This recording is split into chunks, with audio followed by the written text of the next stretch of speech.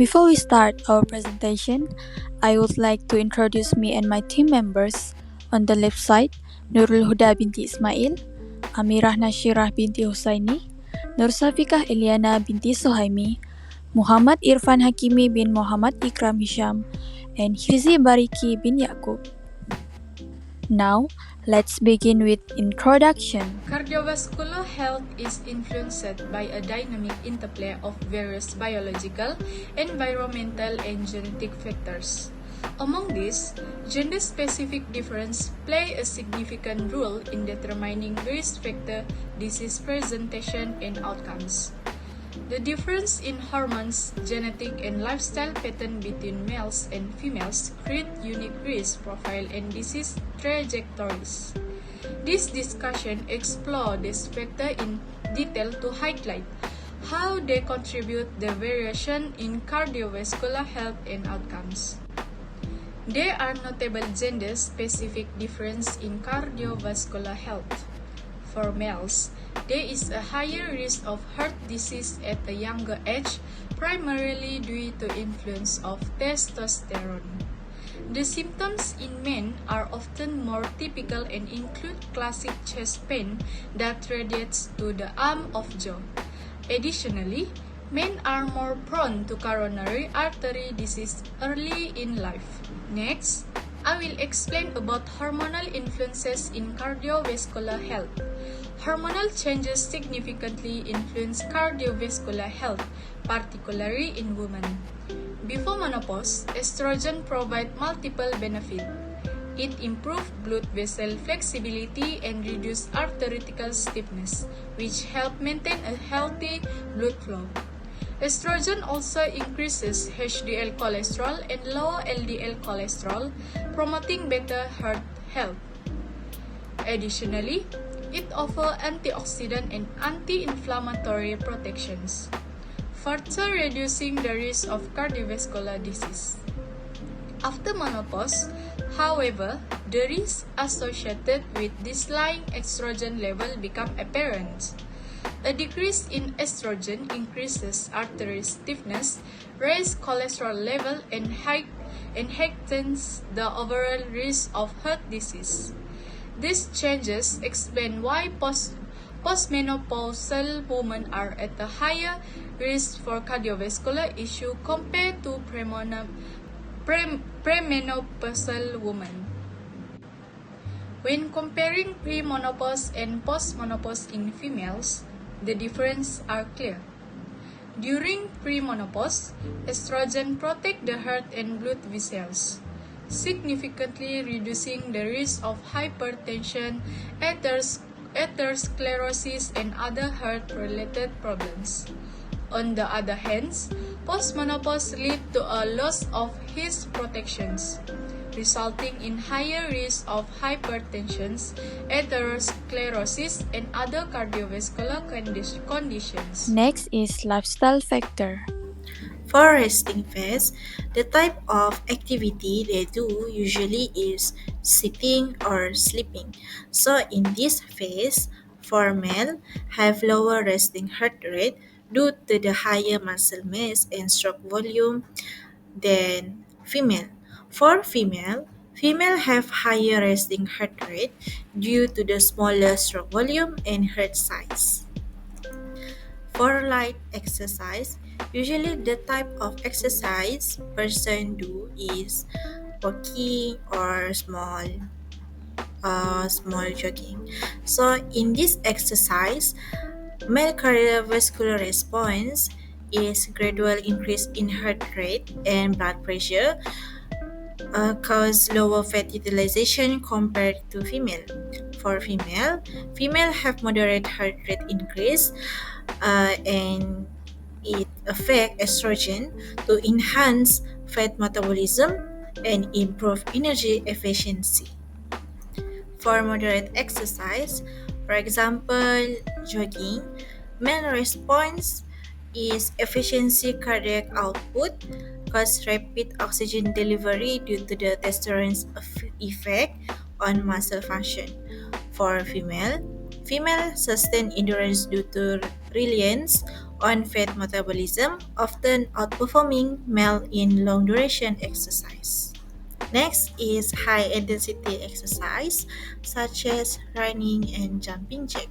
For male have greater peak performance but a higher risk of exertion induced issue like arrhythmias or sudden cardiac events if predisposing factor exists. For female have lower peak power output and estrogen provides better stress management but declining level in postmenopausal female, increasing cardiovascular vulnerability. For lifestyle diet, we have healthy diet and unhealthy diet.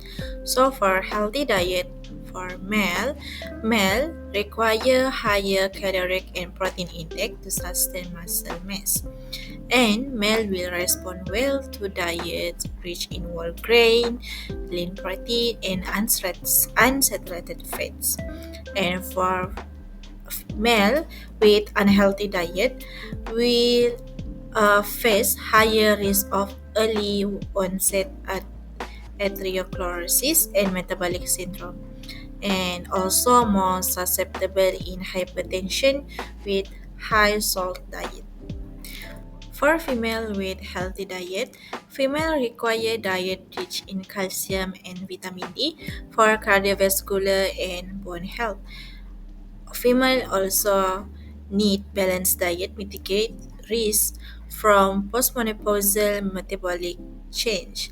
Female with unhealthy diet uh, face increased risk of obesity, which is we have two types of diabetes and related to CVD with high sugar and high fat diets. Female also postmenopausal female face compounding the risk. Up next is genetic predispositions.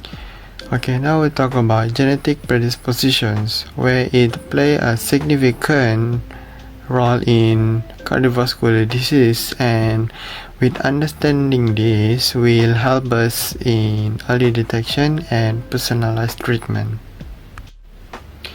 Okay, first, gender-specific genetic, where the male with a higher susceptibility to conditions like hypertrophic cardiomyopathy and X-linked genetic conditions are more impactful due to the presence of a single X chromosomes, while the female will face inheritable risks like familial hypercholesterolemia and also hormonal effects delay the onset of these conditions. Okay, next point is genetic markers, where mutation in specific genes such as LDL receptor genes and the role of DNA visualizations in identifying genetic risks. Importance of genetic understanding. So when we understand about importance of genetic, we enable us to make personalized medical treatment from any facilities that will be crucial for someone to preventive health strategies. So for example is when we in emergency, we can back up with our personalized medical treatment that we prepare before. Now, let's discuss disease presentation. So the symptom difference in between men and women. The classic symptoms in men is that men typically exhibit classic symptoms that are easily recognizable, leading to faster diagnosis. For example, men clenching their chests as the classic symptoms, whereas women is atypical symptoms. Women's atypical symptoms can be subtle or confused, with non-cardiac issues resulting in delayed diagnosis and treatment. For example, they are mistakenly for having stress or overwork. So that's why. So we'll be moving to hormonal and physiological factors, and we will be focusing on mainly about women. So hormonal protection in women has premenopausal and postmenopause. Premenopausal tends to have estrogen reduces cardiovascular risks, whereas postmenopause protection declines, increasing the risk. Women has smaller coronary arteries than men. This leads to challenges in detecting blockage. So, when a doctor trying to figure out or run a diagnosis, it would be difficult for them to detect the blockage. And it also has higher prevalence of microvascular disease. This anatomical and hormonal difference make diagnosis and treatment more complex for women, contributing to gender disparities in outcomes. So we'll be moving on to the gender specific patterns, and we're gonna compare between men and women's patterns. So men are more likely to experience classic symptoms like chest pain and radiating discomfort, whereas women are more likely to experience atypical symptoms which are often under-recognized. So men's symptoms are easily recognized by both patients and healthcare providers, resulting in faster diagnosis and treatment, whereas women's symptoms may be misdiagnosed as anxiety, stress, or gastrointestinal issues, which can lead later onset of cardiovascular disease, but with higher mortality and complication rates after events like heart rates. But men has higher risk of early onset cardiovascular disease, often in their 40s and 50s. Lastly, combined outcomes. The first one is gender-specific cardiovascular health. Males have a higher risk of early cardiovascular events, typically in their 40s and 50s. But in contrast, females experience an increased risk postmenopause due to estrogen loss. Number two is lifestyle and exercise response. At rest, males generally have a lower heart rate. During exercise, they excel in high-intensity performance but face a higher risk of arrhythmia. Females, however, have a smaller stroke volumes but can sustain endurance better and manage risk more effectively due to estrogen. Number 3 is lifestyle diet. Males require more protein and calories to support metabolism and muscle function.